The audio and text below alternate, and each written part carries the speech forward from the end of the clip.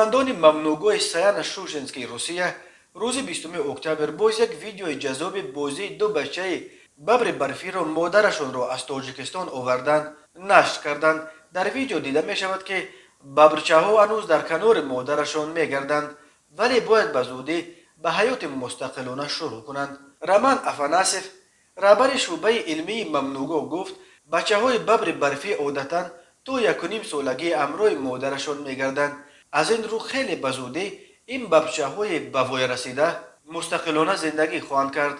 بچه ها از لحاظ تن و توش علاقه برابر مادرشان شدند ولی مثل هر کودک هنوز به بازی شفقی زیاد دارند. کارمندان ممنوعگاه در پی تحقیق مکان سکونت ببرهای برفی در چند جا دستگاه های عکاسی ماندند که توسط آنها جریان زندگی این حیوانات نادر را می آموزند. این دفعه به دوربین کامera لحظه بازی بچه ها افتاده است که به عالمان امکان میدهد درباره این نوع حیوانات معلومات بیشتر به دست بیارند. در ممنوعگاه سیان شوشنسکی همگی یک سر ببر برفی با لقب اختیاندر باقی مانده بود و سال 2018 در چارچوب برنامه برقرار کردن این نوع حیوان در حال نابودی یک جو ببر برفی را از تاجیکستان به اینجا آوردند. ببر نرینه را در پایان دکبر سال 2018 و ببر مادینه را ماه مارت سال 2019 به جنگل سر دادند.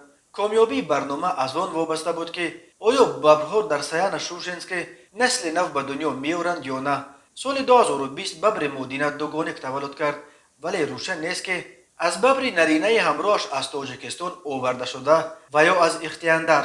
در پایان سال 2019 در روسیه همگی 65 سر ببر برفی باقی مانده. سرشمار این نوع حیوان در سراسر دنیا چیزی بیشتر از 3000 سر گفته می شود.